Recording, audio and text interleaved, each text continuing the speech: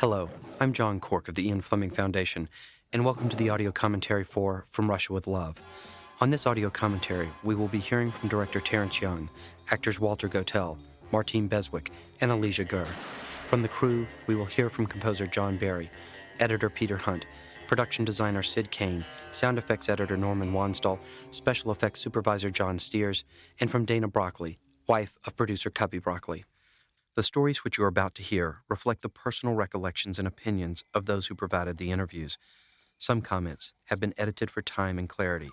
They are not meant to provide the definitive history of the film. We begin with the first true pre-title sequence of the James Bond movies. This scene was filmed on the nights of April 16th and 17th, 1963, in what is called the Renaissance Garden at Pinewood Studios outside of London, England, with reshoots filmed in mid-June. Director Terence Young, in an interview recorded in the early 1970s by Steve Morey, talks about how this scene came about. The producer, Harry Saltzman, in my mind, is a producer who is very interesting to work with because he has some of the worst ideas I've ever listened to in my life, but he has also some of the very best. And your problem is to persuade him the bad ideas are bad and the good ideas are good. That's your major problem.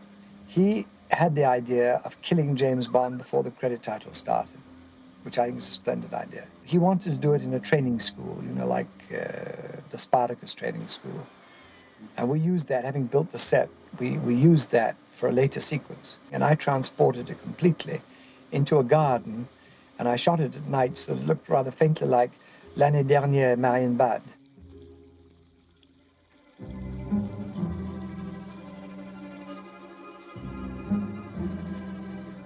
Actor Walter Gotell, whom we will shortly meet on screen, appears in 7 Bond films.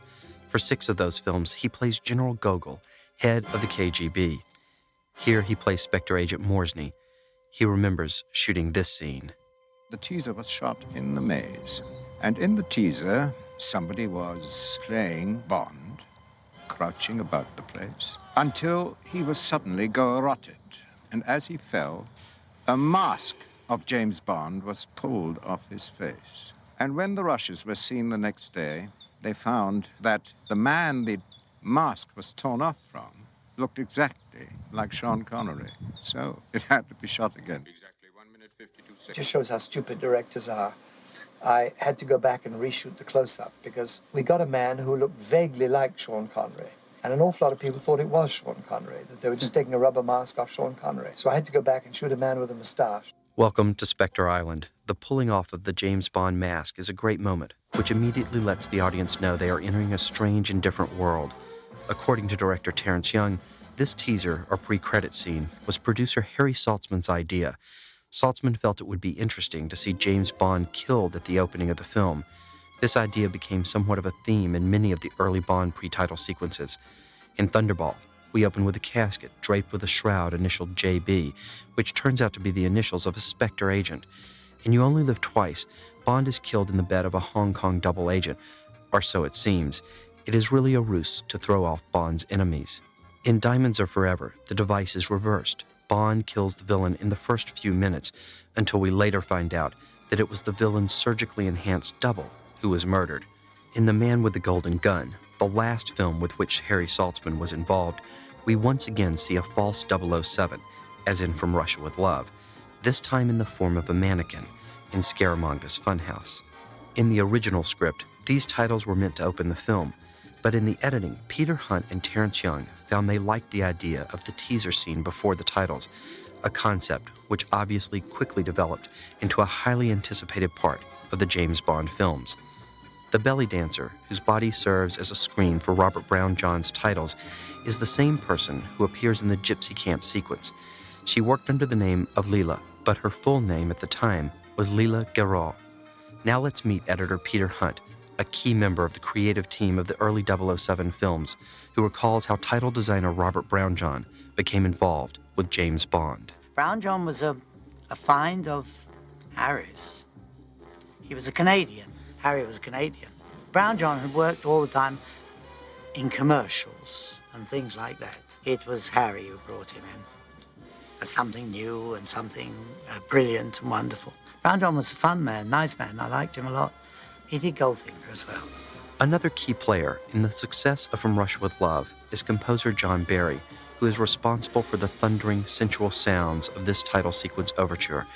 He talks about how he became involved in the film after arranging the James Bond theme on Dr. No. I never saw anybody on Dr. No. The only person I saw was Noel Rodgers, who was United Artists Music. I never saw anybody from the movie. And it wasn't until From Russia with Love that Noel called me and said, I want you to meet them. And that was the first time I met Cubby Broccoli and Harry Saltzman and Peter Hunt. And though I'd had instrumental hits, I hadn't had a song hit. I'd accompanied song hits on records, but I hadn't actually written a hit song. They decided they wanted a song over the opening titles. And Lionel Bart had just written Oliver and had a huge, huge hit with Oliver in the West End. So they called Lionel Bart, and I knew Lionel as well. And Lionel wrote From Russia with Love, and I arranged it and orchestrated it for the movie and did the rest of the score. It was a big hit with Matt singing, Matt Monroe. Night. Takes Bishop.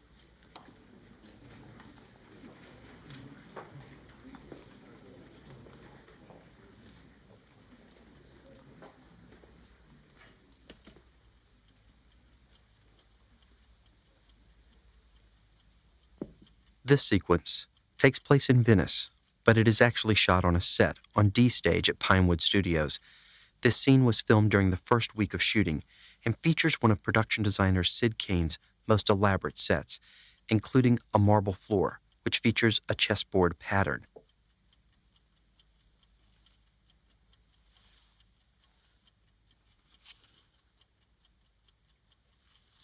The day this was shot was also the first day of rehearsals for a young actress, Alicia Gur, who plays Vida, one of the gypsy fighting women featured later.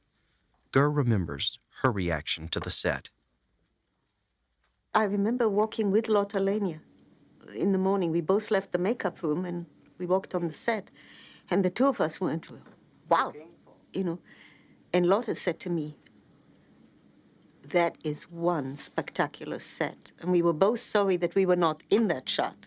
As a matter of fact, seeing that set, I then was adamant to learn how to play chess.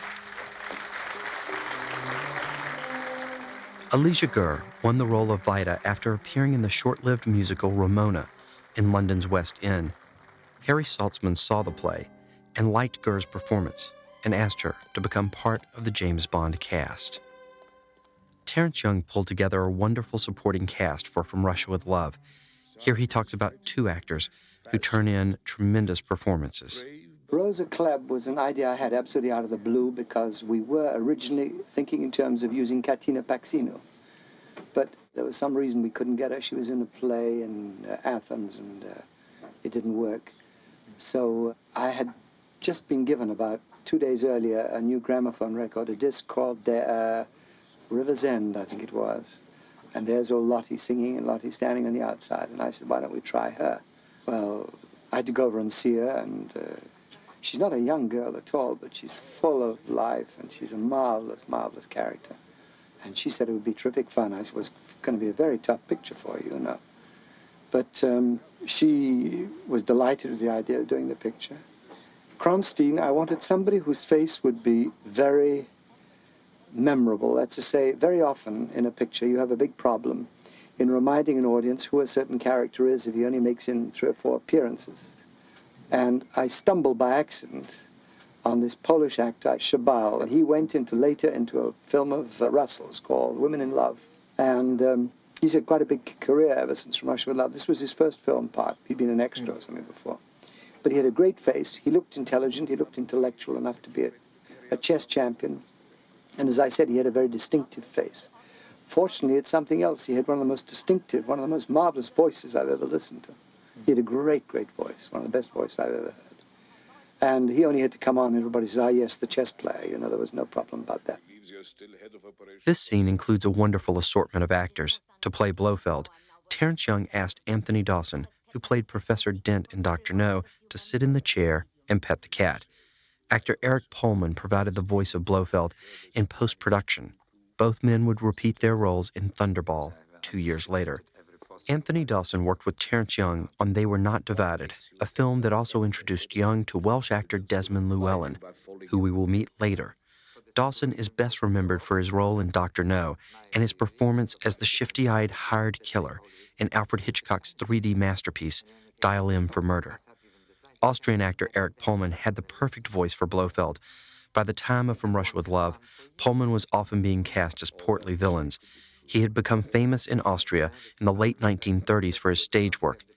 After the Nazis rose to power, Pohlmann escaped to London, where he worked for the BBC's Overseas Service, a strong propaganda weapon for the Allied cause.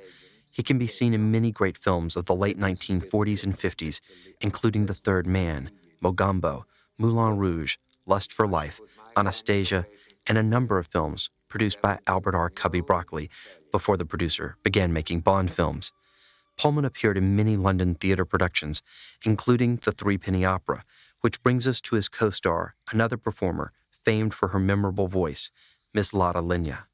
In 1928, Lotte Lenya, then married to composer Kurt Weill, debuted as Jenny in The Threepenny Opera. She became an immediate sensation across Germany, and her husband's royalties from the music made the pair wealthy. Lenya and Weill moved to New York to avoid the Nazis. After Weill's sudden death in 1950, Lenya had a huge career singing the songs of her late husband and his collaborator, Bertolt Brecht. For those who might only know her from this film, it is hard to imagine her tremendous talent and stage presence. She wowed audiences across the globe. When Louis Armstrong recorded an English-language version of the most famous song from the Threepenny Opera, Mac the Knife, he added a new name to the list of victims of the title character's murderous temper, Miss Lotte Lenya. This sequence is a combination of Ian Fleming's novel and a suggestion from producer Harry Saltzman. Saltzman had seen the film Spartacus and liked the idea of the gladiator training school. He wanted to see Spectre agents training for their missions in the same brutal fashion, but updated for modern times. The result is a wonderfully macabre set by Sid Kane in the Gardens of Pinewood Studios. Sound engineer Norman Wanstall recalls how he added some reality to the sound effects in this sequence. With the men at the training school, you hear voices and it creates an atmosphere. Without them, it's a totally different effect. That's where I could add to a scene where perhaps no one had really thought of doing it before, which was something I learned from Win Rider. He was a great fan of doing this, and I learned how he brought scenes alive just by having distant voices. Peter Hunt and Terence Young play a trick on the audience here. To make the training camp look larger, they show us this long shot for the actors walking into another section. It is, of course, the same set, filmed from a different angle. The masseuse in this scene is played by actress-model Jan Williams, who appeared mainly in television comedies in England.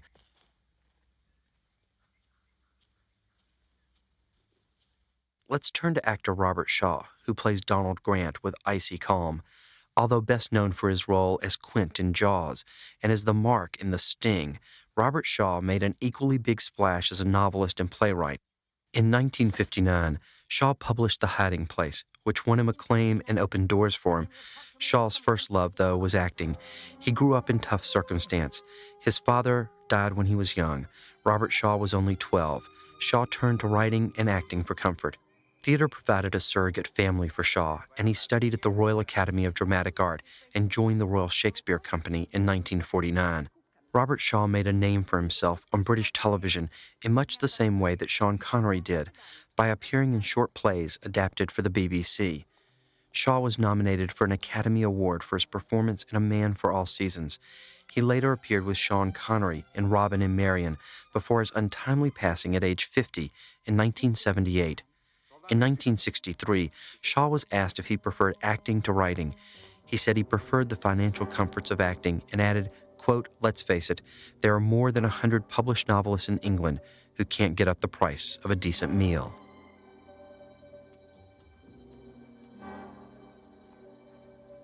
Italian model and actress Daniela Bianchi faced tough competition for the role of Tatiana Romanova. The producers, eager to repeat their success with Dr. No, wanted to find a new international beauty along the lines of Ursula Andress. At the time, film companies would often publicize the names of actresses auditioning for a role, and publicity agents for rising actresses would also try to link their clients to roles which were not yet cast. As a result, there was a flurry of press attention surrounding the casting of Tatiana Romanova. Journalist Donald Zek even sat in on auditions in Rome. writing about auditions of actresses such as Yugoslav Silva Cosina, Italian actress Verna Lisi, who was deemed too thin, Annette Streuberg, who was deemed not thin enough, French actress Helene Chanel, and Eleonora Ruffo. Eventually, the producers announced 3 finalists, Elga Andersson from Austria, Maria Zinnia from Greece, and Daniela Bianchi, the former runner-up in the Miss Universe competition. Reportedly, Sean Connery made the final choice from the 3. Bianchi had been a successful model in Rome and had done only a few Italian films before From Russia with Love. Although she worked hard on her English skills, she, like many of the performers in the early Bond films, was revoiced. Actress Barbara Jefford did the honors, capturing a perfect blend of Eastern European mystery and sexuality for the character. I was in love. And if you were not in love? Let's return to editor Peter Hunt, who talks about the transition from Dr. No to From Russia with Love. Sensible answer. This man, for instance. Of course, on From Russia with Love, we had a longer time. I was writing at the beginning. I mean, once they got a script, and I was all around and talking with people, Terence particularly. It's a good novel, really. It's full of Fleming's snobbery, which people loved in those days. It's full of the right way to live and the right way to behave and the right clothes to wear and the right food to eat and the right wines to drink and all of that class stuff, which obviously, was delightful to have after a number of years of war and rationing and all the problems that we had to have during our daily life of that Second World War. Fleming wrote for the reader. He didn't write visually, as it were, although his descriptions of places were pretty good. Transposing any book from, the book form to a script, to a shootable script, not easy. Very few books transpose, in fact, easily. Some of them do it better than others, and Maybaum was a very good converter of this type of work. And of course, Richard Maybaum had written a number of Broadway plays, too. A number very successful. He was one of the younger writers, as it were, still left in Hollywood, And he had an enormous talent and ability for transposing things and for writing scripts and making films work. He was like all of them, like Ben Hecht and all those wonderful old writers, that turned out those wonderful films in the 40s. They really did have a wonderful idea, knack, a way of working and turning out those films, romantic films, and writing dialogue and writing situations. He's been asking for you all morning. Sean carried on the same character, but by then I think Sean knew what he was doing, It became a lot better. But remember, it was the second one. Many of these series of films just collapsed after the second one because the second film was nowhere near. Look at all the remakes they make. They're never as good as the first. Now to Lois Maxwell, who achieved fame as Miss Moneypenny. Now, this is the part that I didn't fancy myself playing. Isn't she lovely? Lois Maxwell talks about her early career. This particular part that Eunice played, it was so clever of Terence because they end up together and she's in the beginning of From Russia with Love. I was a soldier, a Canadian soldier, when I was 16, and I came to England just before Christmas of 1943, and it was a dreadful time. I had a wonderful teacher, and he encouraged me enormously, and I, won verse speaking contests and things like that. And in actual fact, I was recruited by the Canadian Army to join the Army show as the gag girl for Wayne and Schuster, the famous Canadian comedians. And they were in the Army show. And Robert Fawn, and the famous composer and musician, he was in charge of our orchestra. It was a large orchestra. We traveled by train for 9 months all over Canada. In fact, we even played in Detroit, and we played in Quebec for the famous Quebec Conference. I was then, with my group, brought to England, and I was here for about a year and a half, I suppose, when the headquarters, my unit was being sent to Italy, and somehow headquarters found out that I was not yet 18, and I should have been about 22. So they decided to send me back to Canada, and they sent me to this sort of holding hospital for Canadian women. And I asked for a weekend leave, and I went to London to the Royal Academy of Dramatic Art, and I told Sir Kenneth Barnes there that I didn't want to go back to Canada. I wanted to stay and go to the Academy. And so he said, well, come the following Wednesday and have an audition, and that meant that I had to go AWOL from the Army. That means absent without leave from the Army, which put me in a very difficult situation. However, I did that, went back the following Wednesday. I had auditioned for him personally when I first met him. And there was a skit I used to do in the Army show, and it was called The Bearded Lady. And I had a long, crinkly, false red beard, and I'd sing, I love the bearded lady because her whiskers tickle so. Her whiskers make me tickle from my head down to my toe. And all this was with a sort of dance, you know. And so at the audition, which was in the theatre at RADA, I did a very serious piece and a poem and then a comedy piece. And then I was just about to walk off stage when out of the darkness came Sir Kenneth's voice. And he said, I say, my dear, would you mind doing the bearded lady? So I did the bearded lady again, and I heard shrieks of laughter, and went off and sat in the office near his office. And after about an hour, he came in and said, I am very pleased to tell you, my dear, that you are the first winner of the Lady Louis Mountbatten Scholarship at RADA. So that evening, as I was progressing euphorically up Oxford Street to my bed-sitting room, the military police picked me up. And I was in dreadful trouble. So I asked them if I could call Sir Kenneth Barnes. And I called him and I said, I'm not going to be able to take the scholarship because I've been arrested and they're going to send me back to Canada. And I don't know to this day what he did, but I suspect that he instantly got in touch with Lord and Lady Mountbatten's headquarters and told them what had happened, because it was 24 hours later that I was discharged from the Canadian Army.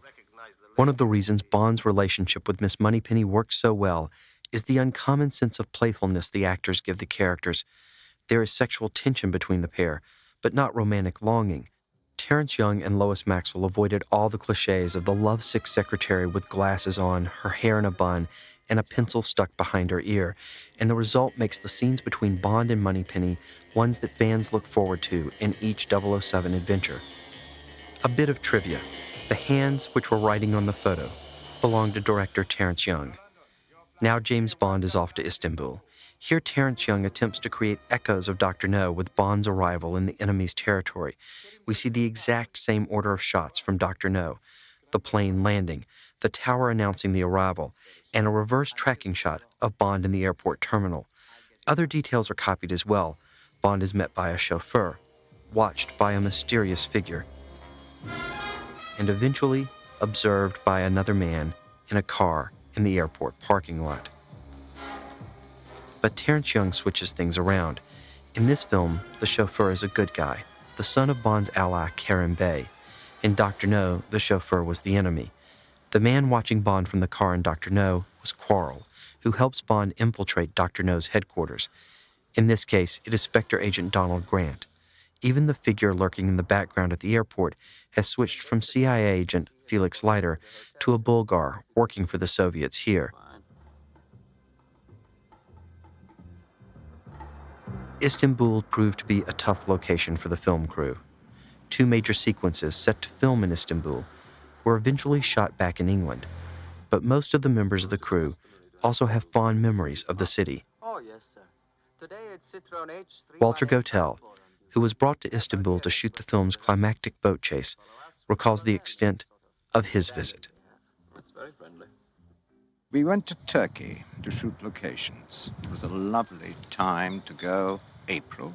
And we settled down, and I found myself taking a house in Yezilköy, which is on the European side of Istanbul. And we were going to be there for about 6 weeks. And after about 3 or 4 days, Cubby said, "Sorry, we're wrapping. We are not staying here. We're going to the northwest of Scotland." What we found, what he found, what everyone else found, was one, that the helicopters found it very difficult to take off. And the speedboats just wouldn't go fast enough. And if speedboats don't go fast enough, you cannot undercrank, as it's called, which is to speed the film up, because you cannot, with water, speed a film up.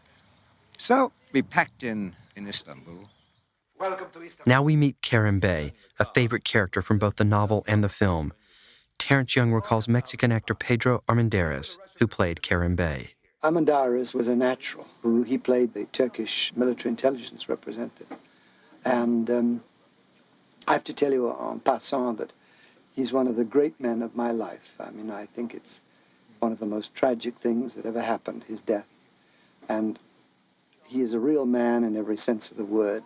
It was during this picture that he learned that he was going to die. And he came to me and he said, "Look, amigo, I would like this to be my last picture. I would like to have completed this picture. Don't replace me." Because we were going to get another actor to take his part. And even John Ford, he telephoned John Ford, and John Ford telephoned me and said, "Jack said, for Christ's sake, help him." So I said, "Of course I intend to in any case. We're going to shoot around him for the rest of the picture, and we're going to shoot all his scenes first," which we managed to do. And the doctors gave me 3 weeks to complete all his scenes. And it was one of those miracles. We were shooting the gypsy camp sequence, and I had finished the last scene with Armendáriz, and he was walking around shaking hands with everybody. He was limping very badly at that time. In fact, if you notice, he limps not in the long shots. I had a double in the long shots because he couldn't even walk that far. But even in the close shots, when he moved a little bit, he limped with great pain. But he was a man in every sense. And amigo, he was walking around the cast and crew, shaking hands with everybody. He got in his car, and I said, "All right, put the camera here for the next setup." And the rain started to fall, and it rained for 5 days. If I hadn't had that night without rain, we'd never have finished with Armendáriz. He was a marvelous man, a dear, dear man. I loved him. Pedro Armendáriz's son, Pedro Armendáriz Jr., appeared in 1989's James Bond film License to Kill as Hector Lopez, the president of the fictional nation Isthmus. For 3 decades, Pedro Armendáriz's warm smile and strong masculine screen presence made him a favorite with many top international filmmakers. His last and personally heroic performance in From Russia with Love would prove to be a wonderful testament to his career as an actor. Armendáriz was born in Mexico, educated in the United States, where his family moved after the Mexican Revolution. He returned to Mexico after the 1933 Declaration of Amnesty and worked for the Mexican Railroad and other jobs before turning to acting in local theater productions. Soon he became Mexico's best-known leading man and a favorite of temperamental actor-director Emilio Fernandez. His acclaimed performance in Maria Candelaria helped propel Fernandez's film to win the Palme d'Or at the first Cannes Film Festival in 1946. Armendáriz worked with such great directors as John Ford and Louis Buñuel, lighting up the screen with his broad, generous grin and twinkling eyes. He even starred opposite Roger Moore in the Lana Turner period film Dion, about the life and loves of Dion Poitier. A bit of obscure trivia. Part of Dion's story is set at the Chateau d'Anay, which was built for her by the King of France. The real Chateau d'Anay would feature as a location in the James Bond film Thunderball. Now back to Istanbul and the trials of shooting a complicated film on location. Special effects supervisor John Steers recalls his attempt, along with Joe Fitt and Frank George, to get a crashed helicopter as a prop. There were quite a few things that happened on From Russia with Love. As you're probably aware, we went to Istanbul. One of the things I can remember, we wanted a helicopter because, as you're aware, the helicopter crashes. And we did attempt to do some of that stuff in Istanbul. But Harry told us, that's Joe, Fit, Frank and myself, that he had made arrangements with the Turkish Air Force to go to an airfield and bring a helicopter, a crashed helicopter back that we could burn and make it look like it was the one we were using. So, duly armed with a truck and cutting equipment and stuff like that, off we went to this Air Force base. We got straight through the gate, the guard. There's no problem. Mentioned Harry's name because they didn't know who Harry was. Didn't understand us, I guess. And eventually we came to where the wrecked helicopters were, and we got out and we said, okay, fine. So we backed the truck up, and then we started to dismantle this thing and put it in the back of the truck. And the next thing, Joe said, I think we've got a problem. So I looked around, and there was about 40 guys standing around us with guns pointing at us. So I said, uh-oh, we've got a big problem here. So we were frog marched off into a guard room. And then from the guard room, we were taken to I suppose the camp commander's office. And we sat in chairs in front of him. And I can see it now. There he is sitting there with a big eagle behind him and the Turkish flag and an American flag. And we were asked through an interpreter what we were doing. And I said, well, we came to pick up a helicopter. We were told by Harry Saltzman we could come and take a broken helicopter for our filming. So I said, who is Mr. Harry Saltzman? So I said, oh my God, now we've got a big problem. So we explained what best we could, and we were getting nowhere fast. I could see we were in trouble this time. And then the commander said something to this guy, and he went out of the room. And the other guys went out of the room. And this guy hadn't said a word to us in English before. And he said, I think I can understand the problem here, gentlemen. And he spoke perfect English. I mean, we'd been interrogated for about 2 hours before this, and then he suddenly started speaking perfect English. And he said, I can understand your problem, he said, but there's a lot of paperwork goes on here, he said, and I think the paperwork didn't get through from Mr. Saltzman. Actually, he said, you were obviously trespassing, he said, and you were stealing American property because the helicopter's American, and we have no right to give them to anybody anyhow because they have to be destroyed. And but he said, you're very lucky, he said, because he said, had I not been here, he said, you might have spent quite a few weeks in jail. So that was a close call. I had visitors. Limpet mine on the wall outside. Time to catch me at my desk. But by good fortune... Composer John Barry traveled to Istanbul under the theory that he should listen to the local music. He visited the city with the head of United Artists Music in London, Noel Rogers, and Barry remembers the odd experiences the pair had. Istanbul was one of the strangest towns. I mean, it was then. We're talking about 30 years ago, I guess, you know. And it was like no place I'd ever been in my life. I mean, I'd been in the army, I'd been traveled around a lot. And it was supposedly to seep up, you know, the music. So Noel Rogers and I, we used to go around these nightclubs in Istanbul and listen to all this stuff, you know. Talk about culture shock. Really came away with absolutely nothing except a lot of ridiculous stories. And then went back, talked to Lyle, and then he wrote Russia with Love, and that was it. We used hardly anything out of that trip at all. I mean, it was really, as far as the music was concerned, there was no real use to the dramatic feeling of a James Bond movie. We went to this. It was like a barn, and we were told this gentleman that was appearing that night was like the biggest, the hottest star in Istanbul. So we went along to this. And the audience was such a mixture. You get people in evening dress. It was like a theatre restaurant. It was all tables with booze and chairs. The whole hall was this. And then there would be at one table with people in evening dress, and at another table, farmers, you know, shepherds, just come off the fields, you know. And this is a really weird place. And this guy came out with this big Turkish band doing all this, and he's singing all these songs. Then he went off. Then he came back on and changed. He'd now just got his trousers on and a silk shirt. And as he went through the whole act, finally he came on as a woman. And I'm looking at, no, I've never seen an act like that, have you? And they were going crazy. They were going more, this audience was going out of their minds. By the time he came on, this big pink dress at the end, they were going nuts. And we were just like, this is out of Kafka, this thing. I mean, what is this? And we walked out into the streets bewildered, absolutely bewildered. I've never been to an event like that, either before or since. I mean, it was totally unique. And he was like the young Elvis Presley of Turkey at that particular time. Amazing. Girl Romanova ever come to this room?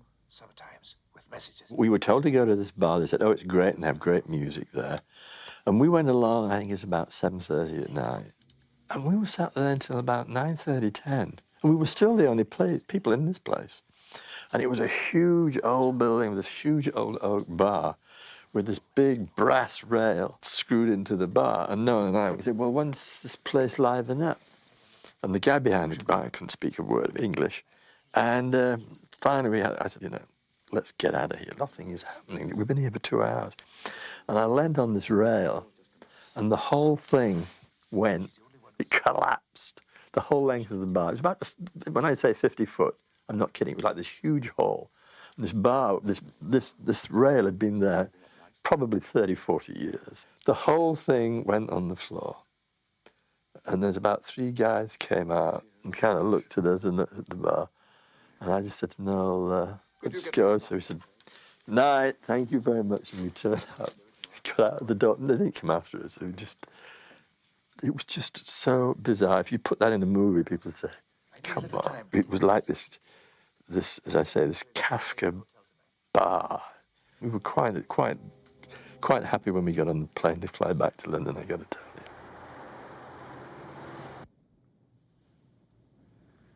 I see now why you keep the rolls.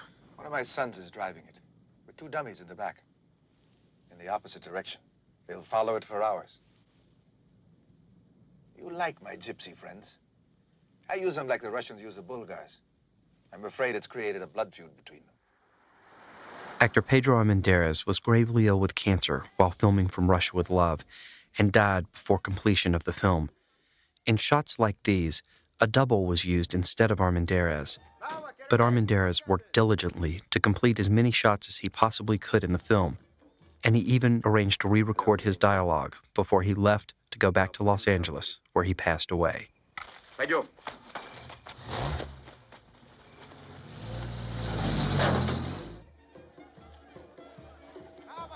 We are in the Gypsy camp, which was slated to be filmed in Turkey, near the Topkapi section of Istanbul, but it was actually shot on the back lot of Pinewood Studios, as Terence Young recalls. I think we'll be allowed to stay. It worked awfully well, and strangely enough, we had found a place like that. I shot that eventually in the studios in England. It was too cold, but I reconstructed completely an area like that above Topkapi, where the gypsies do hang out.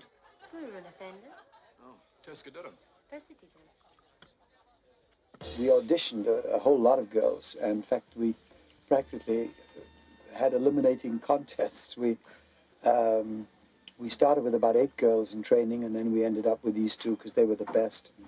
They were the wildest looking. And both of them had a very, very strongly gypsy look about them. Martine Beswick is half Jamaican, Alicia Gore is Israeli, and let's put it this way, they didn't look like white Anglo-Saxon Protestants, let's put it that. We had them training for about 3 or 4 weeks, and you need to do that.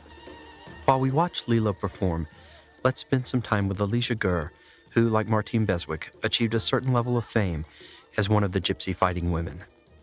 Originally, the set was scheduled, and I think partially built and also located in Istanbul, Turkey. Harry Saltzman and Cabby Barkley decided that let's build a set in Pinewood and let's shoot it all in Pinewood. Alicia Gore recalls working with stunt arranger Peter Perkins on choreographing the fight. Peter took Martine Beswick and myself on 3 weeks training. We came to Pinewood Studio every day and rehearsed. Interestingly enough, my mother was a prima ballerina at the Paris Opera House, and Peter knew and admired her work. And she came over while we were doing From Russia with Love, which, according to Peter, made his days. That fight, which lasted on screen less than 2.5 minutes, got me more publicity till today and more fan mail than any leading role I ever had. There is a big cult of fans, and now I'm really glad that I listened to Peter, but once we filmed it, it was rough. And Martine was terrific to work with. She was just terrific. Martine is originally from Jamaica, and when I met her, she felt that I was a baby. I was 17. She figured that she'll protect me. She advised me on hair, on makeup, on what to do with my hair. She advised me on men, whom to talk to, whom not to talk to. And as she said, once my mother arrived, she felt like she didn't have to chaperone me anymore, but she sure was a great girl. Now we hear from Alicia Gur's combatant, Jamaican actress Martine Beswick. We were supposed to go to Turkey, and we had everything ready. We had the visas, we had the passports, everything was ready. And at the last minute, they said, oh, no, we're going to shoot it on the back lot. We were so disappointed. And then everybody, they shot the scene, and we spent about a week there on the back lot. It sort of put me on the map, I suppose, really.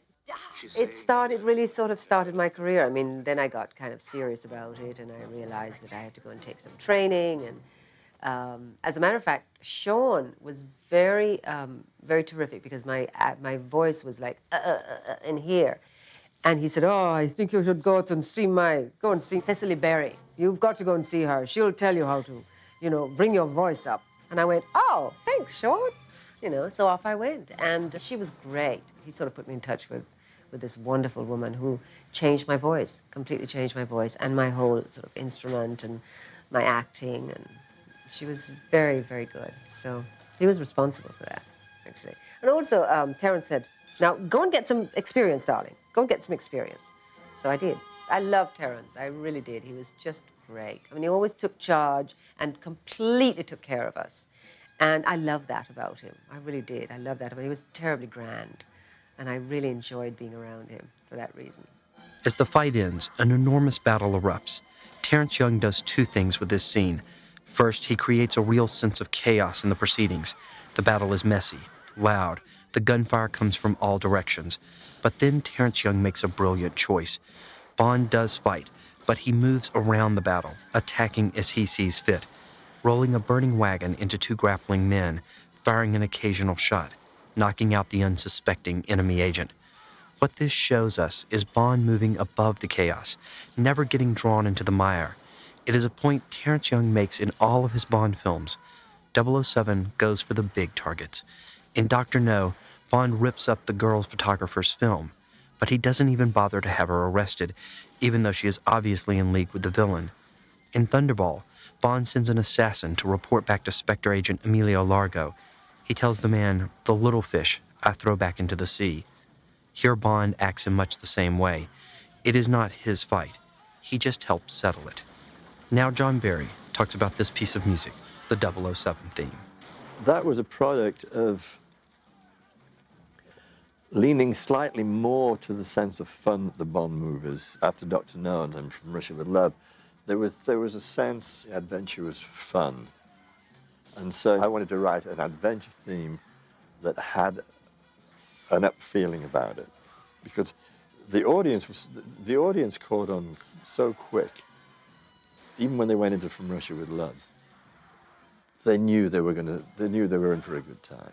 The style had been set in Dr. No, and the audience are very quick. The audience is sometimes ahead of the game, and so I wanted a lighter, adventuresome sound in the adventure theme, so the audience could sit and relax. I think it relaxed the audience. They started to have fun with the adventure, and they knew he was going to come out at the end of it. So it was just a little more tongue-in-cheek in terms of the theme than the original, and we used it on throughout a lot of the Bond movies that came in. And it was a lighter, more airy, uplifting kind of a theme. And that was the thought behind that. It's a very military kind of, the Secret Service was a very kind of military operation. So that's where the military thing came from, plus my own experience in the military. And it had a great driving sense too. And then I just wrote this big 16-bar open melody, which was like a feel-good adventure theme with the trumpets and horns, that staccato accompaniment. And that's how it came out. Labrador thanks you for saving his life. You are now his Director Terence Young discusses John Barry's contribution. When we did From Russia with Love, we brought in another composer to write the theme song From Russia with Love. But John Barry, that was his first dramatic score for a whole picture. And the rest is history. John is now one of the most famous musicians in the business. He is incredibly professional, has got a tremendous smell for the type of music. I mean, at various times, I've wanted something different. And he said, will you let me try it this way, and then if you don't like it, I'll do what you want. And with one or two exceptions, I've always been able to say, look, I'm completely wrong, and you're completely right, John, let's use the other. Sometimes I've said, no, I want to change it, and he goes straight away, because he knows that I'm not doing it for any ego trip or anything like that. I think music is enormously important. I had one of the most successful films ever made, which had certainly one of the most successful musical scores of all time. It was a film called The Warsaw Concerto, which was made during the war. And I don't think there's a place in the world that hasn't heard that goddamn bit of music, you know. But John is a very gifted film musician. In my opinion, one of the best film musicians. He has a feeling for celluloid. He knows sometimes where film should be and where it should not, where music should be and where it should not be, you know. I think he's a very, very gifted person. I think it's one of his very best scores. His music, it's a funny thing. Very often, somebody who writes, by what I mean, important scoring, that the music is very heavy and all that, very often it can be distracting. But in John's cases, I'd have said nearly always, they are helpful, they add to the mood, they add to the excitement of a sequence. They certainly did in the one that you just talked about. I mean, the gypsy sequence and all of that battle, which was enormously effective. It was a long stretch of music running about 8 minutes altogether. Very, very effective.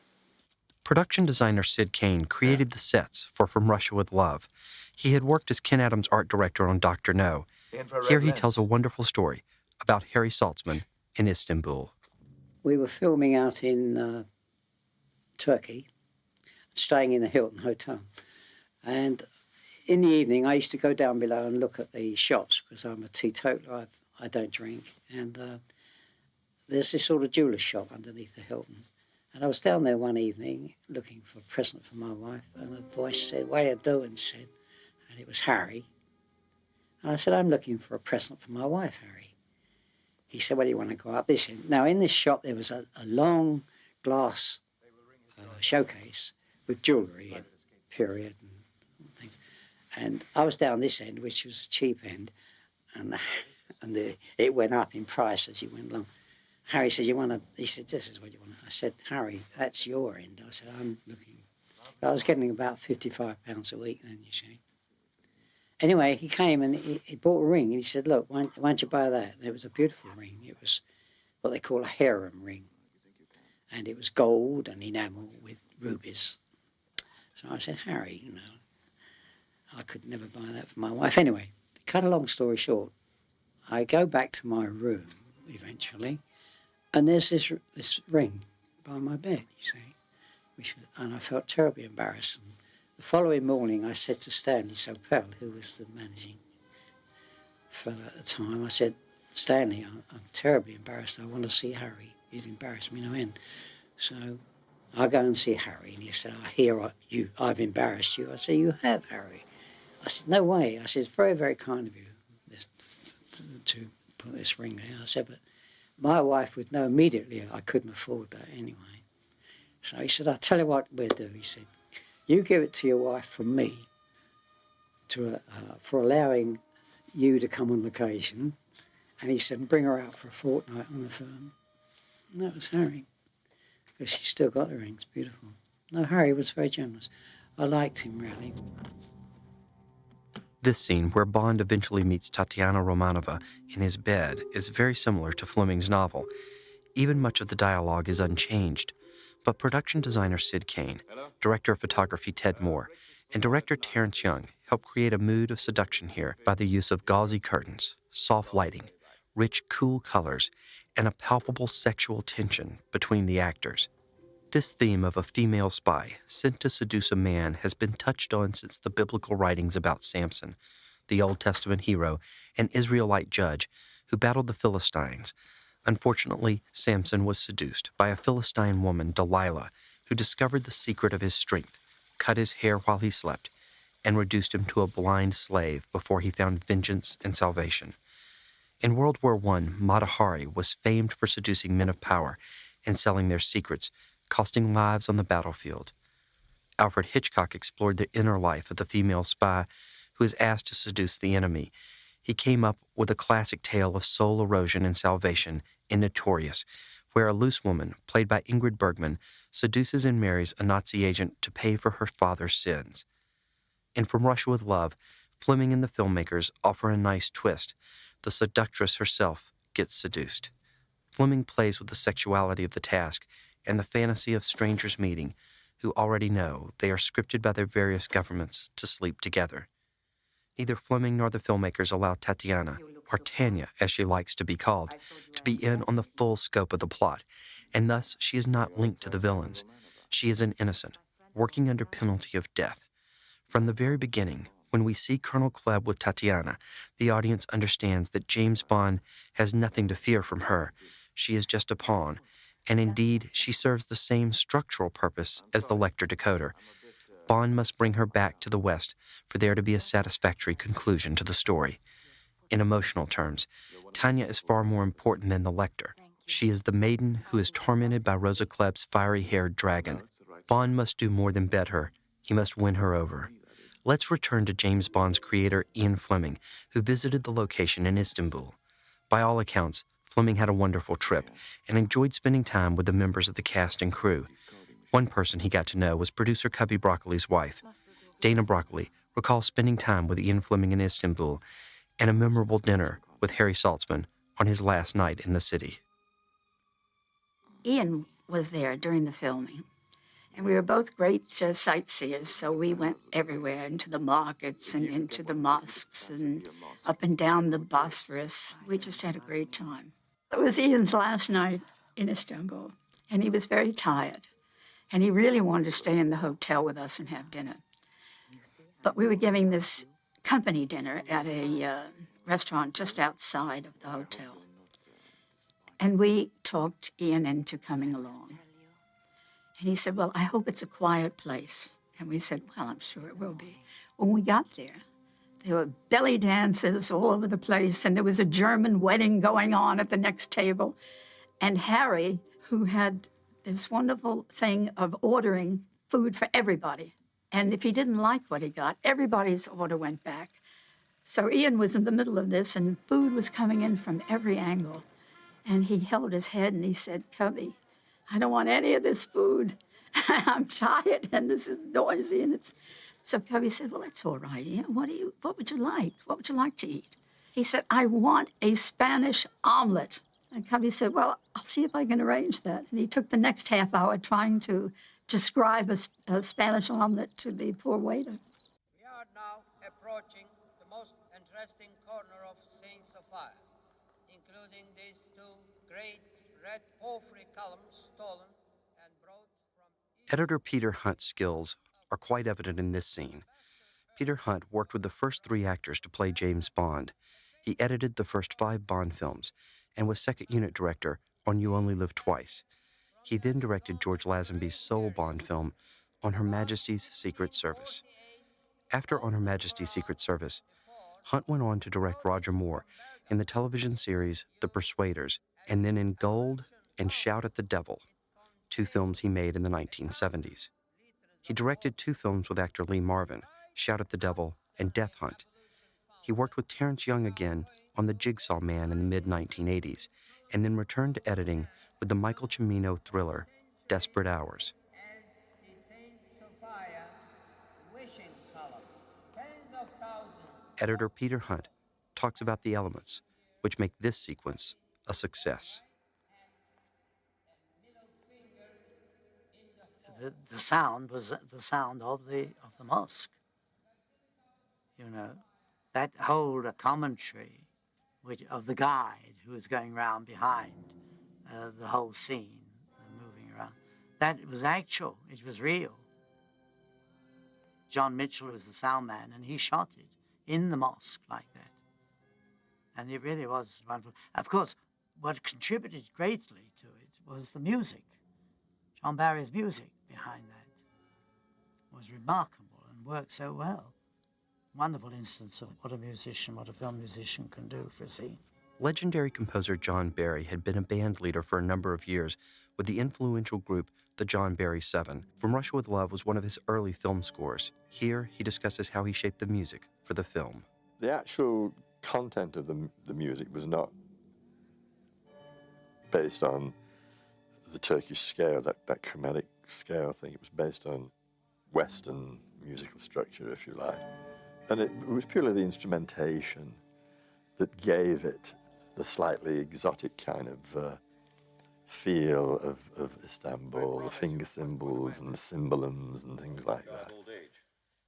It was really like salt and pepper, you know. It was really like the dressing. It was like the condiments of the orchestra.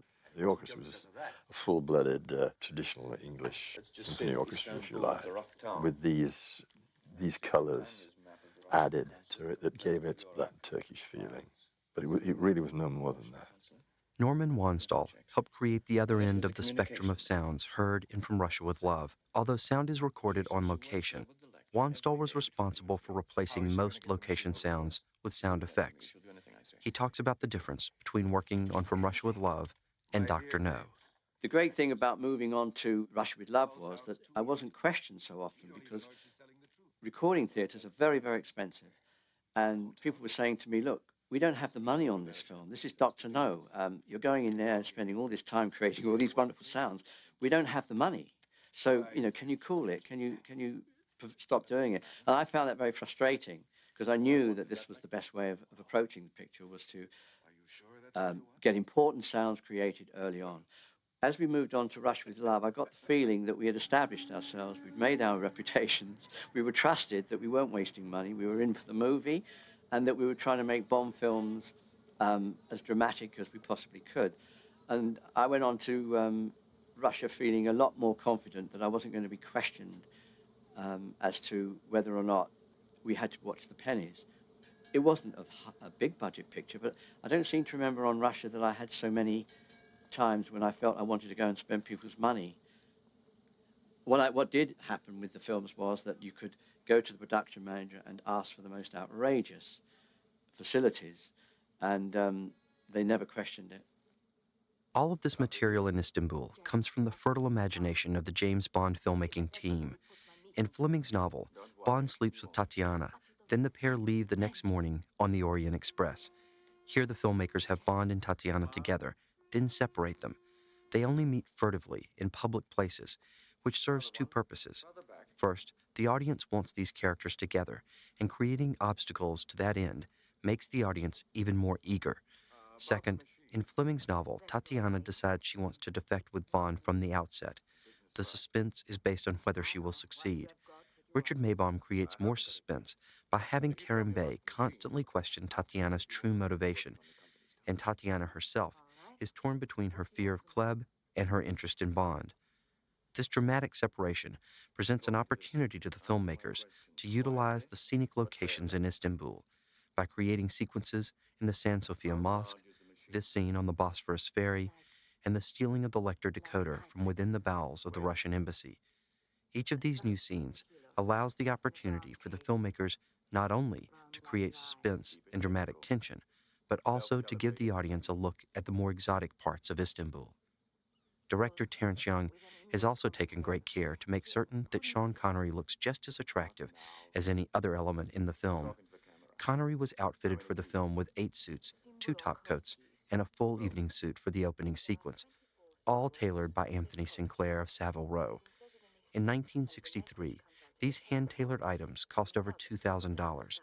Connery's bespoke tailored shirts were produced by Turnbull and Asser at a cost of $30 each. At the time of this recording, the assortment of Savile Row suits would cost over $20,000, and the shirts $200 apiece. Such is the price of elegance. James Bond is now about to steal the Lektor decoder from the Soviet embassy. It is interesting that in the novel, Bond is not required to do anything to get the decoder. Tanya delivers it to him. The filmmakers return to the St. George versus the Dragon template so that Bond rescues Tanya.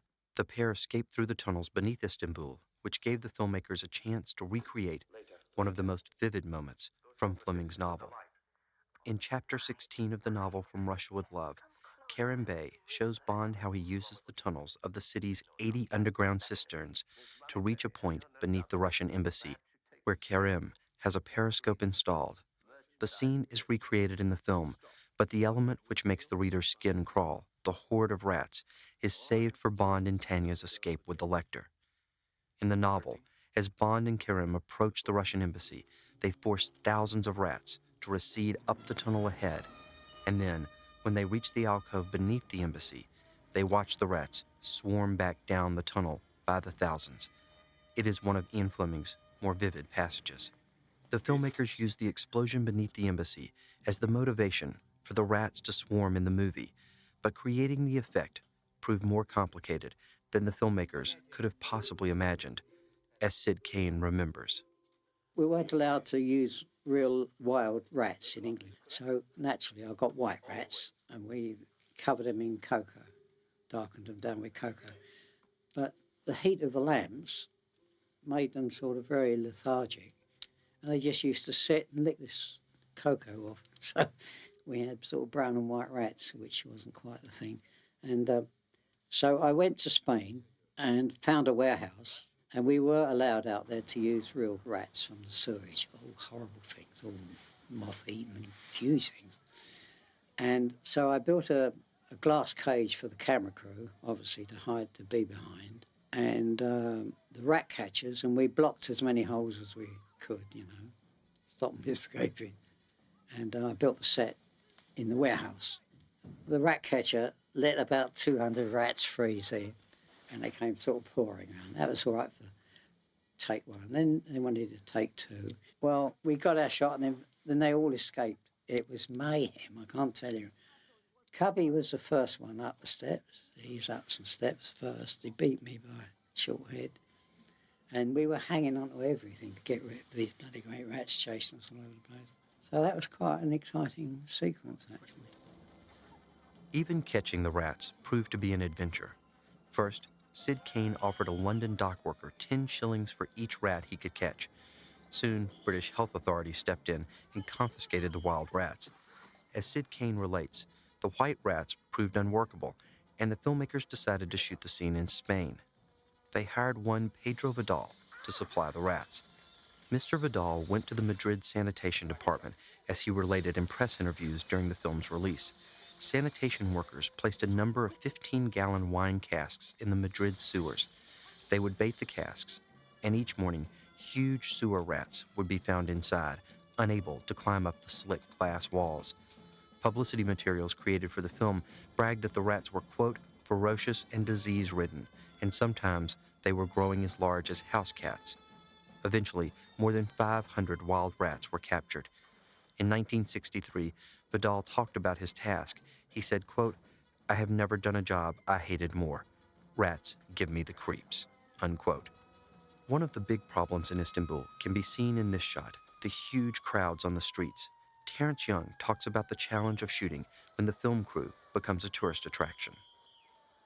We were shooting in the main square there, and we had 12,000 people. There were 400 policemen, including 60 men on horses, trying to control the crowds. And the only way we were able to shoot, to get them far enough away from the camera, was we faked another sequence with two stuntmen climbing out of an 8-story window on a rope while they were being filmed by a camera with lights. And while everybody went and watched them, we got on with our picture. If you are quick, you can catch a glimpse of Harry Saltzman's wife, Jackie, in the window just in front of Robert Shaw.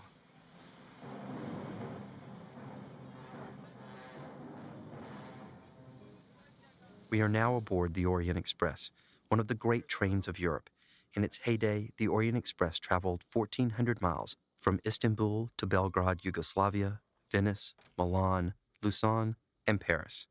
The train has been immortalized by Graham Greene in his 1932 novel Orient Express and by Agatha Christie in her 1934 classic mystery Murder on the Calais Coach, which was later renamed Murder on the Orient Express.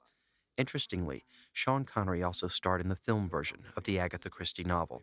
The Orient Express itself connected Paris and Istanbul from 1883 to 1977, when the line was closed due to declining business. Eventually, the old coaches were restored and refitted, and the trains were reintroduced as the Venice Simplon Orient Express and opened to the tourist trade as a first-class European rail travel adventure with formal black-tie dinners and service from London or Paris to Venice. These interiors were recreated on sound stages at Pinewood Studios by Sid Cain. Cain recalls going to France to examine the train itself. I went to France to copy the inside of the real thing. I was drawn away and measuring and so forth. And the bloody train started to move off, and I was in it. And I had to go miles up the track before I could get back again. But that's how we did it. I thought it looked quite good, actually, the train. I was quite pleased with it in the end. The original one was a bit tatty for filming, you know. So, I repainted it slightly better, touched it up a bit. Added a bit of glamour. Sid Cain is one of the great English production designers, although that is a title he never fully embraced. He was in the Air Force during World War II, but his fighter plane crashed in Rhodesia, and Cain suffered a broken back and 2 broken legs. Cain recovered from those injuries and was then promptly struck by lightning. He was then assigned to ground duty, where he was first introduced to the film industry. I was in charge of flying control at Tangmere in England in 1944, after my accident and so forth. And a couple of chaps came from the film industry. They wanted to photograph the inside of Flying Control. They were making the film. And I said, no way can you take a photograph, but I'll do you a quick plan and elevation, if you like. I said, can you? I said, yeah. That's what I used to do before the war. So anyway, I knocked out this quick plan and elevation for them. And I got interested in the film business. I didn't realise they had draftsmen, for example, in the film business. And when I gave them this thing, they said, thinking I was going to be in the RAF forever, I suppose, they said, when you come out the RAF, come and see us, you see. And 2 weeks later, I got my medical discharge. And so I thought about this film business thing, and I went to Ealing and I saw a chap called Hal Mason. And anyway, he gave me a list of studio managers, and one of them happened to be a friend of mine that's from school days, Albert Fennell, who was a big producer who was. He's dead now, unfortunately. Anyway, to cut a long story short, I got in touch with Albert, and he said, well, what are you doing? I said, well, nothing, really. I'm just looking for work. He said, oh, come and join us. Not asking me what I did. The only thing I could do was draw. So I came into the art department, and that's it, 1944. And from then on, I was draftsman, tea-boy, and then I became chief draftsman and assistant art director, and I rose to the dizzy heights of art director eventually, and production designer. That's how it all happened. Sid Cain went on to work with many of the great directors. He worked with Stanley Kubrick on Lolita, Francois Truffaut on Fahrenheit 451, and Alfred Hitchcock on Frenzy. When Peter Hunt came to direct On Her Majesty's Secret Service, he chose Sid Cain to do the production design, and then worked with Cain later on the Roger Moore films Gold and Shout at the Devil. Hunt discusses Sid Cain's work. He was a very good production designer. Total different personality to Ken Adam, of course. Ken Adam is a flamboyant and grand type of production designer. But Sid Cain is a quiet, methodical worker with a very good imagination and a very good concept of the problems, the film problems. He's got a sense of humour to try with, yes. Production designer means that he designs not only all the sets, but the costumes and the colour, and it incorporates the whole thing. See, in From Russia with Love, The story is the most important thing. You don't have to balance it with a lot of fantastic sets or, incredible production values. It needed very good practical, a train, the nicest part of Istanbul, the nicest part of all the towns that you went along. So you didn't require great big fantastic sets for it. Back to Sid Kane. To be quite serious, I work in conjunction with the costume designer, and I say, well, obviously, what is she going to wear, etc., etc. I mean, if she says she's going to wear green, I don't do a green background. I mean, any art director can paint the set red, and people see it and say, "Oh, what a lovely set! Oh, did you see that set?" And they don't remember who was in it, which I think is wrong. You must design the set to give you an atmosphere for the characters. They come first. And I always say to my friends, "Did you remember such and such a set?" And they said, "Oh, yeah, it's great." I said, "Well, what were the colours of the set?" And they get embarrassed because they can't remember. I said, "Well, that's fine. If you don't remember, it's not outstanding." So that's how I arrived at the colours, various colours. And I've got what they call a cold eye. A lot of my colours, funnily enough, are cold. My blues and greens and yellows and things like that. I enjoyed working with Terence. I thought Terence was terrific. I thought actually he was Bond. He's very elegant and had all the Bond characteristics. And I think he sort of put this into the original Bond, to be quite honest. And great to work with Terence. Always ready to accept any ideas, And because he used to say, if it's a good idea, it's my name on the credits. So, which I remembered later. They killed each other. I like Cubby. Everybody liked Cubby, I guess. When we did Dr. No, I was the art director. I wasn't the production designer. That was Ken Adam. But I was the art director and did the locations. And when it came to the credits, dear old, what's his name, left my name off the credits accidentally. And Cubby said, well, it's going to cost us a lot of money to change all the credits again. So I said, oh, don't bother.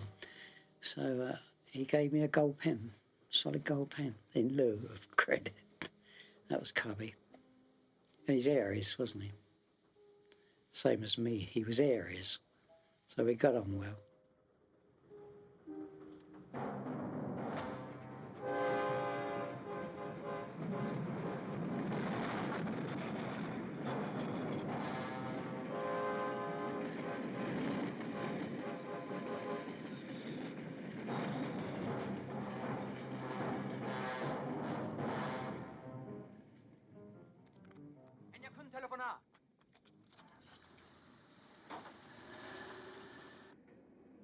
We are right now in one of the most dramatically interesting points in any James Bond film.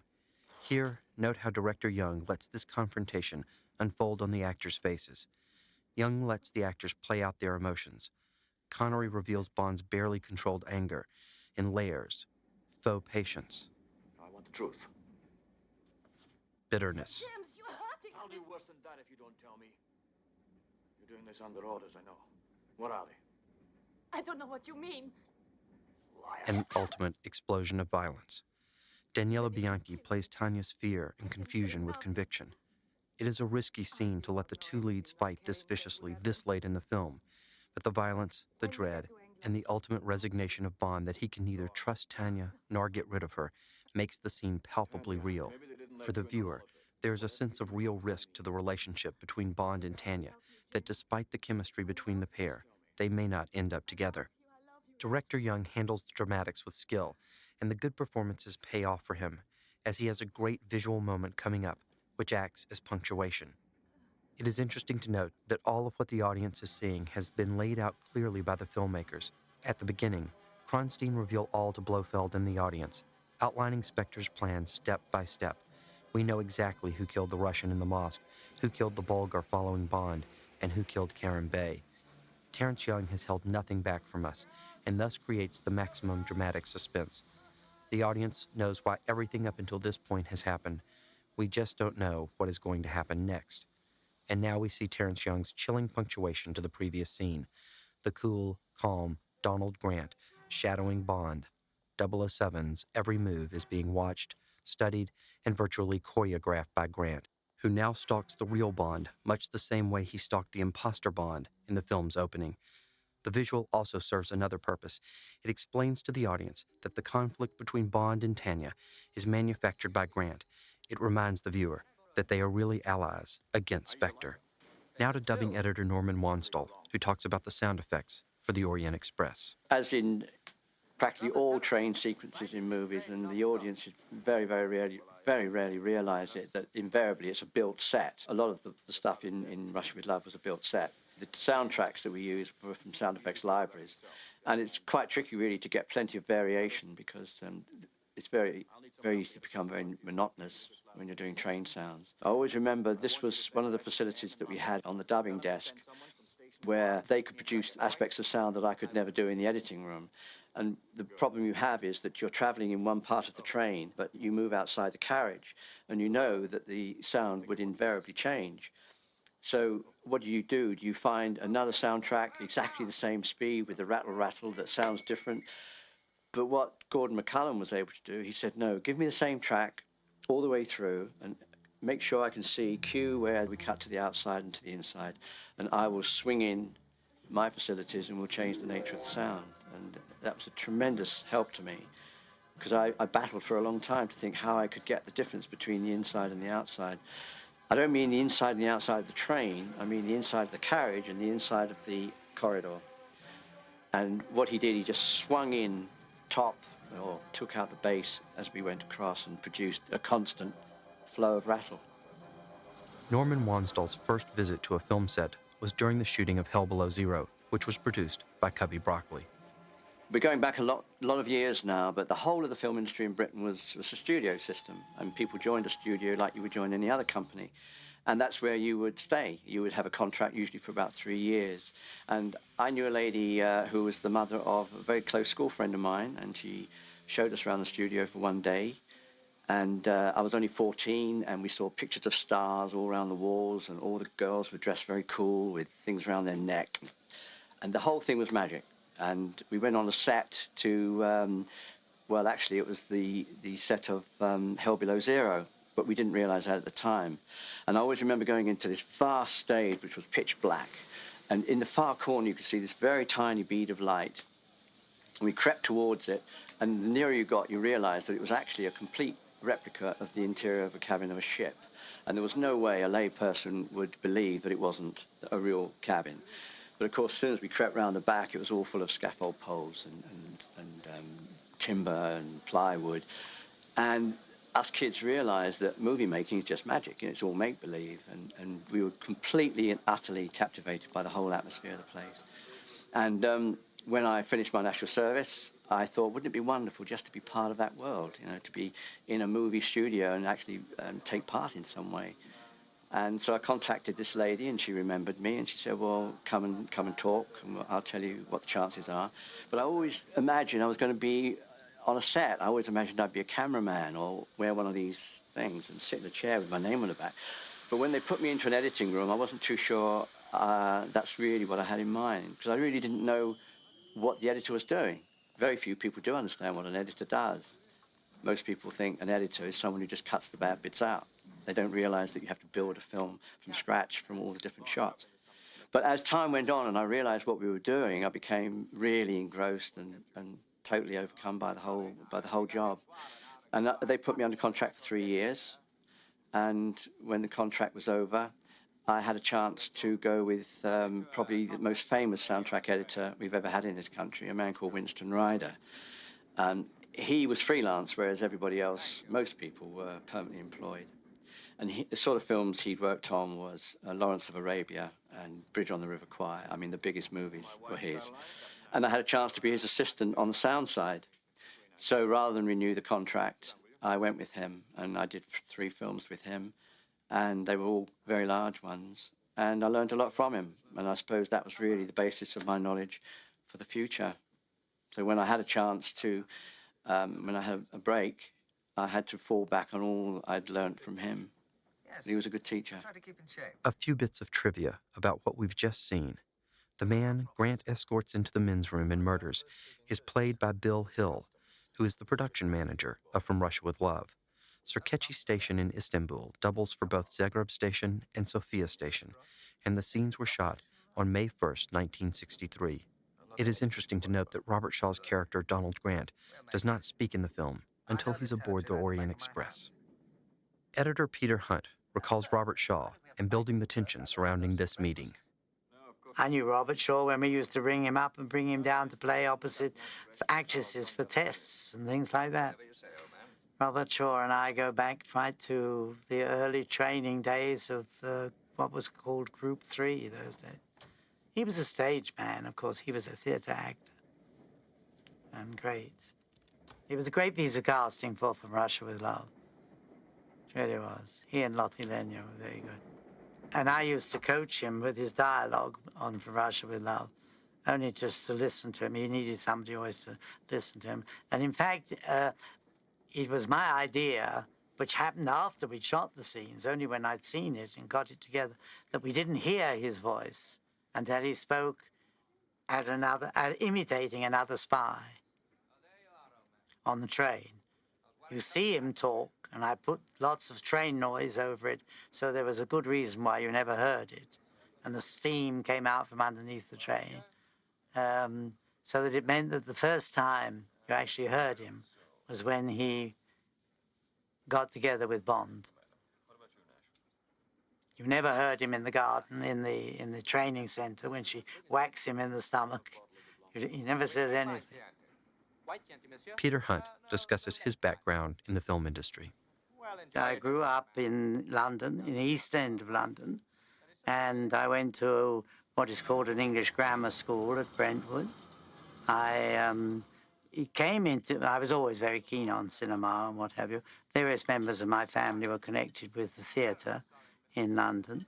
And an uncle of mine, who was actually my mother's cousin or second cousin, but we called him an uncle, was in fact a cameraman. At one time he was here in California and was a cameraman with MGM. And he had a laboratory and a documentary company in London, which I used to like to get into when I was on school holidays. And I liked him very much and used to talk to him. And that was really how my professional interest came about in the cinema. And of course, I adored the cinema as a kid anyway. I was never allowed to see as many films as I wanted to see. So when the war came, which was in 1939, 3rd of September 1939, chaos really reigned in England to a certain extent. Schools were evacuated and kids were shipped away because we all thought we were going to be bombed. I decided I didn't want to go anywhere. And I started to do work with this uncle of mine, who was then contracted to make a number of instructional films, they would call them. Instructional films about applying first aid bandages and things to do with the war effort. And from there, of course, I eventually graduated into the cutting rooms on feature films. I got my first editing job due to two producers who were making a very good film, I thought, a wonderful story. Having been for a number of years an assistant in the cutting room and gone through the whole rigmarole of learning my craft in the these two producers eventually came, but during the course of the film, of course, they fell out with one another. And through a series of cunning diplomatic moves on my part, I became the editor of the film. And I was able to contain one producer in his capacity of what he wanted on the film, and also the American producer in his capacity and what he wanted on the film. They ended up by not talking to each other, so neither knew what I was doing. They only knew what I was doing for them, which of course made the film end up completely the same for both of them. That's how I got my first break. Now back to this classic scene, one of the best confrontations between Bond and a villain. For the next 5 minutes, Terence Young sustains the audience interest with only 2 characters in a confined space. The scene works because of the groundwork laid since the very opening sequence. The filmmakers have taken care to keep the tension high and the suspense real throughout, and it pays off. Here Bond finally finds out that he has been played as a puppet by SPECTRE, and just as importantly, that Tanya is not his enemy. In the novel, Grant actually tries to kill Bond with a gun hidden inside a copy of War and Peace. When Grant fires, the bullet hits Bond's gunmetal cigarette case in his breast pocket rather than his heart. Here, Grant has taken away Bond's cigarette case. The filmmakers also replaced Fleming's gun in a book with another gadget developed during World War II, a garrote wire hidden in a watch. The character of Donald Grant is so well realized that he was virtually recreated in the Brian De Palma film Blowout by actor John Lithgow. With a straight face, De Palma has Lithgow dye his hair white, pull on a black glove before killing, and murder his victims with a garrote in his watch. The credit for this goes largely to Terence Young. His work with the actors and with Richard Maybaum creates a scene filled with every bit of the tension of Fleming's original novel. Yet Young's scene is different. The setting is the same, but the plot is far more complex. The interplay has been carefully reworked from the novel to make the film feel fresh and new. But the success of this part of the film goes beyond any attempt to make the material interesting for Fleming's readers. It goes to the cinematic world of James Bond, which Terence Young had such a strong hand in creating. Young, working with Cubby Broccoli and Harry Saltzman, developed James Bond into a character which reflected the stylish elegance of Fleming's evocative prose. James Bond's style was the key. With Fleming's characters and stories, Terence Young fleshed out the cinematic 007 with all the human details, from the way he walked, to how he kissed, to how he held a gun. To capture the particularly English elegance of the character, Terence Young looked to himself as a person who knew style from the inside out. Sound editor Norman Wanstall remembers Terence Young and how he approached James Bond. I think a lot of people used to say that Terence Young really was James Bond. You know, he was like directing himself because he was the public school gentleman with the blazer, upright and good-looking, and obviously had a fairly affluent past. The image of James Bond, as in the book, seemed to fit Terence, and he was fairly cavalier too. He didn't seem to get uptight. Simple as that. I thought he was very right for the part, as they say. Countless actors and crew members saw Terence Young as a James Bond figure. Young was adventurous, stylish, handsome, refined, and possessed a charming dry wit. He was also a film director with an eye for action, an ear for dialogue, and a wonderful ability to communicate and collaborate with the film crews with which he worked. Special effects supervisor John Steers recalls. Terence Young, the first director, I mean, he was a phenomenal character. I mean, he would just absolutely get into your mind what he was thinking. I mean, and you do things for Terence that you without thinking. I mean, you just do it, you know, because you knew that was what was necessary. In fact, there's very few directors after Terence Young that I've had that feeling that I knew I was doing what he wanted. But Terence Young, he had that ability. He would tell even the sound people, everybody, exactly what he wanted, the sort of sound effects he wanted. Costume, wardrobe, he knew exactly what he wanted. And there was no halfways, and you knew you'd done it right. Norman Wanstall discusses the collaborative nature of work on the early Bond films and how that contrasts to the individual responsibilities of each department head. Generally speaking, every expert on a film crew is paid to do the job that they're meant to be good at. And that's hence why we have all the tedious credits, because all those people are experts in their own field. So even though it's a team job, making movies is without doubt a team job, everyone is expected to do the very best in their department. So if you're a soundtrack editor, your job is to produce what you feel is the very best you can for that any particular moment. If you're in any doubt, there's always people to consult. You can always call the director in and say, how do you feel about this? Is this the way you see it?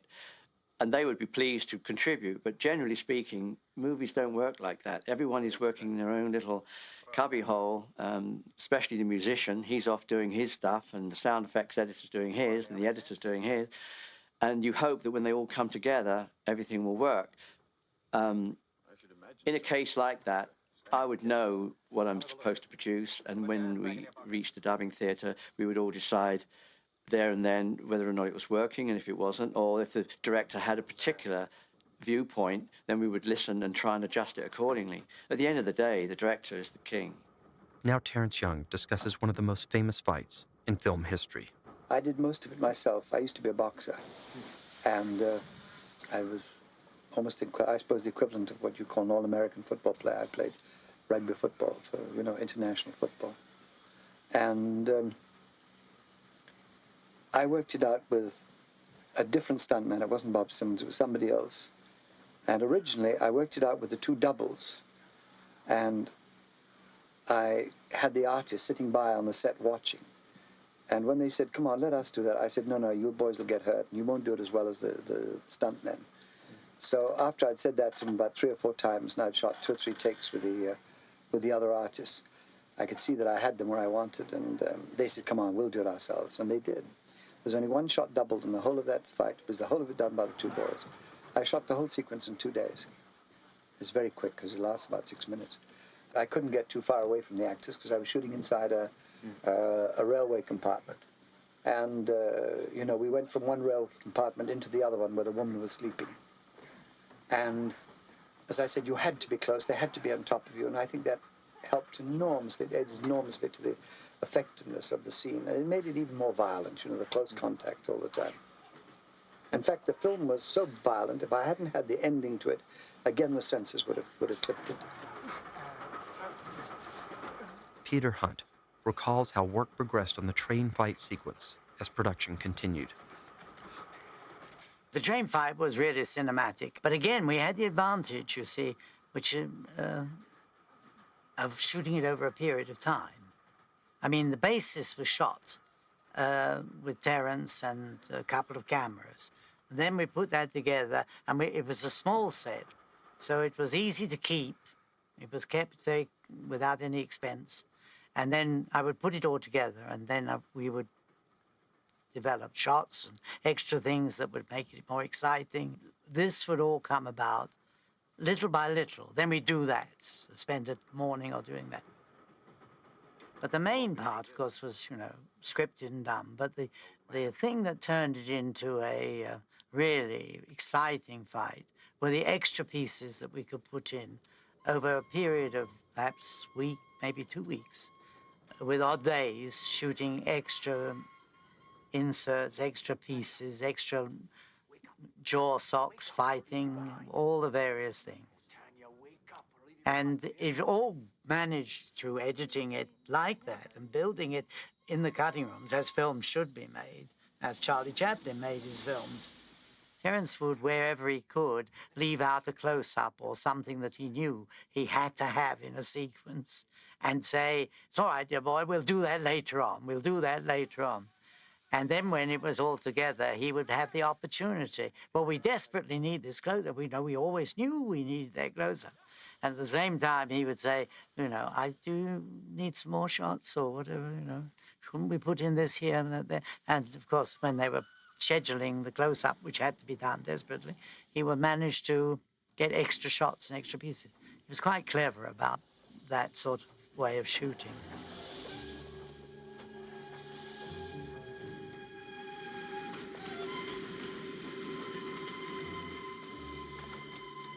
We are coming up on 2 sequences added to the film to create an action climax.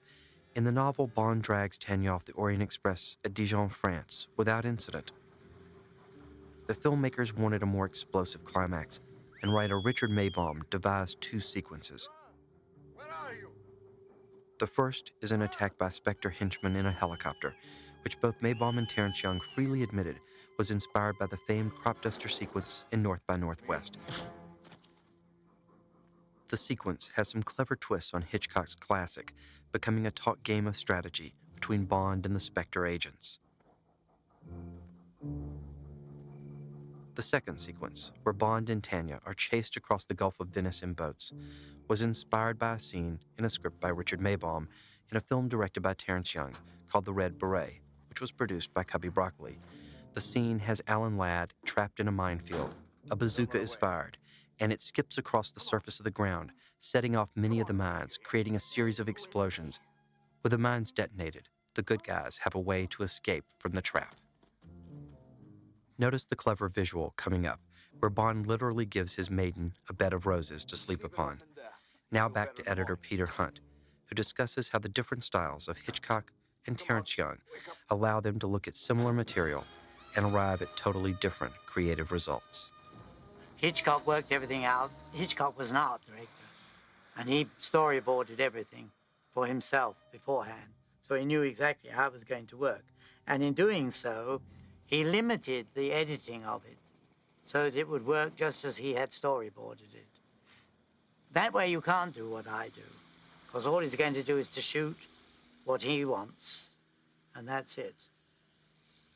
The helicopter chase from Russia with Love was different insofar as that it was a conglomeration of a number of shots which had to be got under several conditions, and creativity about editing it. Terence used to work from, the moment, the situation as it was at the time, and would deliver you a great deal of material which was covering the story sequence. So you had to make it work. You had to work at it. You had to look at it and try and make out how the situations could be developed with the material that he gave you. Now, he knew that he often did it that way, and it pleased him to do it that way. It worked for his personality and what have you. But it did make it hard work. It did make it an effort on your part to make it work in the way that he thought that it should go. Now, we had such a relationship and a rapport, and I liked him so much that he never upset me at any time. Whatever outrageous things I did with his material, he never said, oh, that's not how I wanted it, or that sort of thing.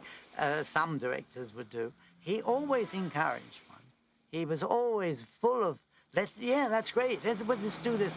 And that is how we would develop certain sequences and make them even better and better. To blow up a helicopter in midair, John Steers built a radio-controlled miniature. Steers refers to radio control as RC. The helicopter you saw in the film was a miniature, obviously. I think it was the first time that had been attempted. It was about 6 feet long, and I knew it had a little commercial petrol engine inside it. RC was not really to a state at the time that you could depend on it totally, but it was partially RC'd. What I did actually, I put negative incidence on the rotor, but it had an airfoil section, so in fact it didn't flip under, so that it stabilised itself and actually lifted. And the tail rotor I trimmed to hold it in a stable condition laterally. But what we did, because we had to feed the pyros to it, I wouldn't trust the radio at the time to do it with radio-controlled explosions. I did feed a cable down through the main rotor, another one through onto the tail rotor. That was purely to take the electrical current for the explosion. But the thing virtually was flying itself, and those two wires actually were for the pyros, basically. That's the first time a model helicopter has been used like that. That actually was a shot which we did by lunchtime. Terence Young came up to me. He said, can we shoot the helicopter? It's a lovely day, lovely sky, John. I said, sure, let's do it now. So he said, OK, fine. So off we went, and we did it. And that's the result. When the helicopter does crash in the film, Bond utters the line, "I'd say one of their aircraft is missing." The line is an in-joke, provided by production designer Sid Kane. The war drama, "One of Our Aircraft is Missing," was the movie which brought Kane into the film industry. For Sean Connery, From Russia with Love proved to be a turning point where he moved from being the little-known star of Dr. No to a leading man with real presence. Dana Broccoli remembers Connery's anxiousness to make his mark in other non-Bond films. Sean was anxious to do other films, and although he had a contract to do a non-Bond film with Harry and Cubby, Cubby decided, since he was unhappy, to let him out of that part of the contract. And then he asked Sean what he would really like. He said, I'd like to work with Hitchcock. So Cubby picked up the phone and he spoke to Hitchcock and he said, "Oh, I'd be delighted to use him, be marvelous." And he did make a film with Hitchcock. Connery's film with Hitchcock, the psychological drama Marnie, was not well received by critics at the time of its release, but it has since become regarded by many as a classic. Now we return to Blofeld on his yacht. Notice in this shot the back of Blofeld's head in the upper right corner, where actor Anthony Dawson's black hair can be seen. This would be the last time Blofeld would sport hair until 1971's Diamonds Are Forever, when actor Charles Gray would take over the role. We are now about to witness the death of Kronsteen, played expertly by Polish-born actor Władek Szabał. Szabał was in his teens when Poland was invaded by the Nazis in World War II. He worked with the resistance and was imprisoned by the Germans, escaping twice. In 1951, Szabał won the National Acting Prize in Poland and then immigrated to England to study film production. His papers did not allow him to pursue acting work, and he quickly was forced to take menial jobs. Soon, the Oxford Dramatic Society asked him to mount productions for them, and Szabał became a fixture in the British drama circles, renowned as a teacher and performer. Szabał did not want to take the role in From Russia with Love. He later claimed that he did not like the script or the part, but he was friends with Sean Connery's wife, Daniela, and Connery had suggested him for Kronsteen, so Szabał relented. He would later claim that From Russia with Love, quote, would change my whole life, unquote. Władek Szabał went on to play many roles in spy films of the 60s and 70s, including a comic turn in the 1967 unofficial James Bond spoof, Casino Royale. He passed away in 1992 in his adopted home of England. There will be no delay, number one. There's still time. Now back to Norman Wanstall, who discusses the difficulties of finding just the right sound for the boats. The sound mixer who went on location with the crew was determined that he would bring back ample tracks of those fairy marine craft. He became one of the crew, and they just dressed him up in a cap and a sweater, and he's in fact in front of one of the boats, and he was recording. But when we ran them all, to my horror, I realized that these boats were so refined, so highly tuned, that they sounded more like vacuum cleaners. I knew that Bond films would not accept such a sound. They had to have a roar. We had to feel that these turbocharged, roaring monsters. And it just so happened that he recorded one of these going off from the harbour. And it started up with a tremendous roar, and you had all the exhaust as it drove away. And that one track was what I really dreamed about. That's the sound I heard these boats making. And that became the basis of the whole scene. The boat chase here at the end of the film proved to be one of the most difficult scenes to shoot in any Bond film. First, the crew tried to shoot the scene near Istanbul. They were plagued by weather delays, choppy seas, and notoriously slow boats, which made the resulting footage look tame. Finally, a leased camera boat sank on the Bosphorus, and the producers decided to shoot the sequence in Scotland. Yet bad luck followed the crew. 10 days were allotted for the Scottish locations, but when director Terence Young and assistant art director Michael White were involved in a helicopter crash, the crew slipped 5 days behind schedule, not because of injuries, but because they had to wait on a new helicopter. Weather also proved to be a problem, particularly when it came to the final explosion, as Walter Gotell remembers. Believe it or not, we took a week to be able to shoot this, due to Cubby Broccoli's determination to get the wind from the right direction.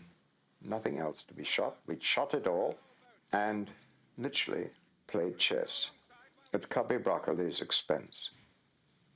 And his utter grit, guts, and determination to get the right ending for his film. Keep your hands up, Mr. Bond. We're sending a boat along to take you off.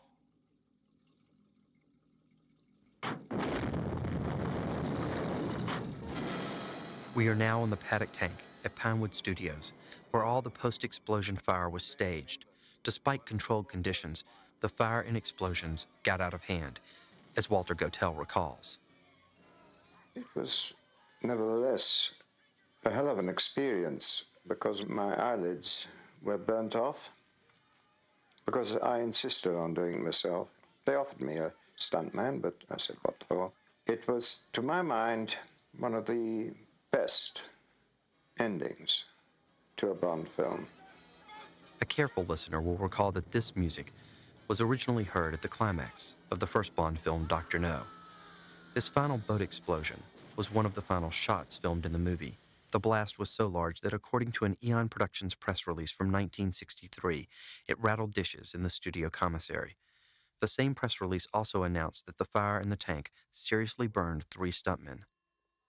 We are now on a stage at Pinewood Studios, where Lotte Lenya solidifies her position as one of the great Bond villains.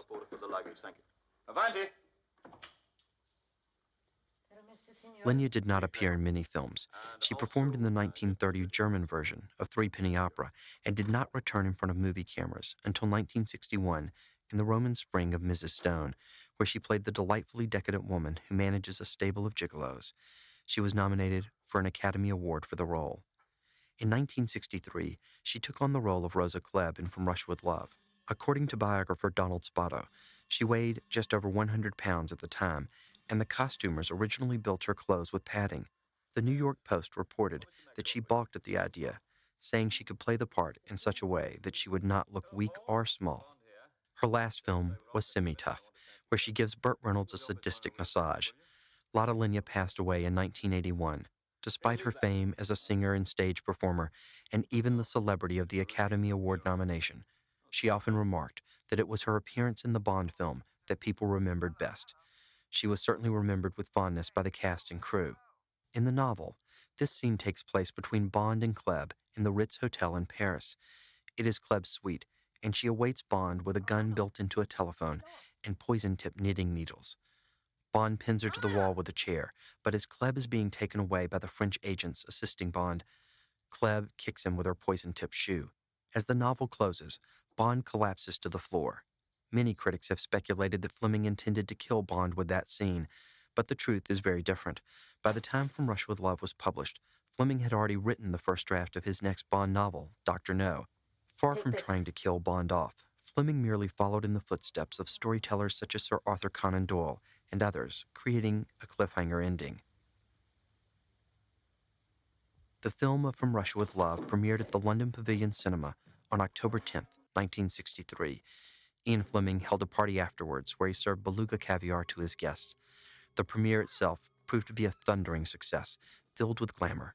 Actress Alicia Gurr recalls the event. The London premiere of From Russia with Love. Wow.